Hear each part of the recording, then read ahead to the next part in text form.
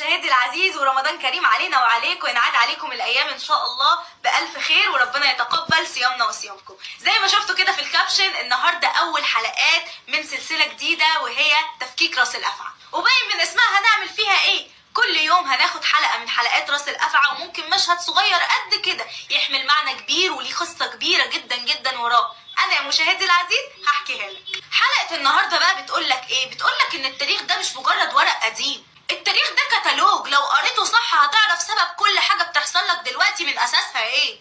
واول حلقه في راس الافعى رمت لنا خيط مهم جدا جدا ومرعب جدا، وهو خطه الانهاك اللي دايما بتعملها، او خطه زعزعه الامن القومي، او الهاء الشعب في اي شيء غير مصايب الجماعه. الخطه دي دايما الجماعه بتتبعها اول ما الناس تبتدي ان هي تزوم عليها. ولكن خلينا ما نروحش بعيد. المشهد بتاع النهارده بتاع الابيض واسود ده، الراجل اللي قاعد على المكتب ده اسمه سيد قطب، هو اللي كان ماسك جماعه الاخوان في الوقت ده، وساعتها كانت الدنيا مقلوبه على الاخوان جدا. ساعتها تفتكر ان هم فكروا ان هم يصلحوا من خطاهم؟ ابدا يا مشاهدي العزيز. التفكير ساعتها كان ازاي نلهي الشعب بمصيبه نبعدهم عن دماغنا. خطه حريق القطورات وهدم قناطر محمد علي دي ما كانتش مجرد اعمال تخريبيه كده والسلام، ده كان تطبيق عملي لفكرة الإلهاء بالوجع بتاعت الجماعة الدائمة. يحرق لك قطر بتركبه، يهد لك قناطر بتسقي أرضك بيها، عشان بدل ما تسأل هي الجماعة دي بتعمل فينا كده ليه، تسأل نفسك أنا إزاي هعيش وسط الخراب اللي محوطني من كل حتة. وأخدك المسلسل في حتة تانية ساعة 2013، كوبي بيست نفس اللي حصل أيام سيد قطب زمان. اللي فاكر إن هم اتغيروا، لا، أحب أقول لك إن أنت كده لسه ما قريتش كتالوج التاريخ.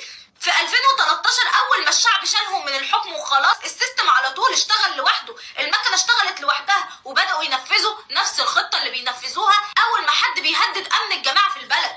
تكرار ممل ومكشوف قوي، يعني اللي حصل في المطار واللي حصل في المترو هي نفس العمليه، ما بتتغيرش وما بتتطورش. ونيجي بقى لحته لعبه المظلوميه. في الوقت اللي هم بيحرقوا وبيخربوا، الاعلام بتاعهم بيحاول ان هو يطلعهم قد ايه ان هم ناس ما لهمش لا في الدم ولا في القتل ولا في الخراب، وان كل اللي بيعملوا كده هم خارجين عن الجماعه وتصرفوا من دماغهم. شغل الصعبانيات بقى، الراجل الكبير اللي ملوش في حاجه الطيب ده بيحل ولا بيربط يا حبيبي، ده راجل كبير، ده ما بيعرفش يعمل حاجه في حياته، وهو من الاساس هو اللي بيحرك كل شيء من مكانه. ولكن تيجي في حقيقة الأمر هم عايزين يحرقوا البلد عشان يعرفوا تاني يرجعوا يركبوا على كرسي الحكم. يعني الناس دي أثبتت على مر السنين إن بوصلتهم مش مظبوطة في اتجاه مصر أبدا، بوصلتهم دايما على الكرسي.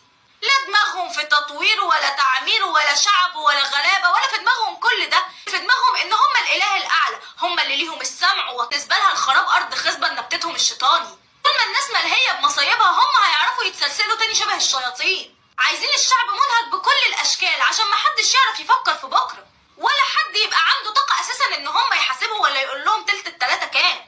بقول لك بقى انا كل الكلام ده ليه؟ عشان افهمك ان الوعي هو سلاحنا الوحيد. لما تشوف حد بيحاول يهد اساس بلدك ويعيشك في خرابه ويقول لك انا بغير، قول له لا يا حبيبي، ده انا قاري كتالوج التاريخ كويس جدا. اللي بيحب بلده يطور ويعمر فيها، انما ما يستخدمش انهاك الشعب والهاء الشعب بوجعه وبمصايبه عشان يضغط عليه. الكرسي بيروح ويجي، لكن الوطن ده لو وقع مش هتلاقي حد ولا جماعة ولا تنظيم ولا أي مخلوق في الدنيا يعرف يرجعه لك تاني. اتعلموا من راس الأفعى إن السم دايما بيبقى في العسل، وإن اللي بيحرق قطرك النهاردة مش هو اللي هيأكلك لقمة بكرة. ودي كانت أول لقطة في راس الأفعى، والسم لسه كتير والحلقات جاية أكتر، وبكرة هنفكك لقطة جديدة من أكاذيب وحوارات الجماعة اللي ما بتخلص. خليكم واعيين، واشوفكم الحلقة الجاية في تفكيك راس الأفعى، وتصبحوا على ألف خير.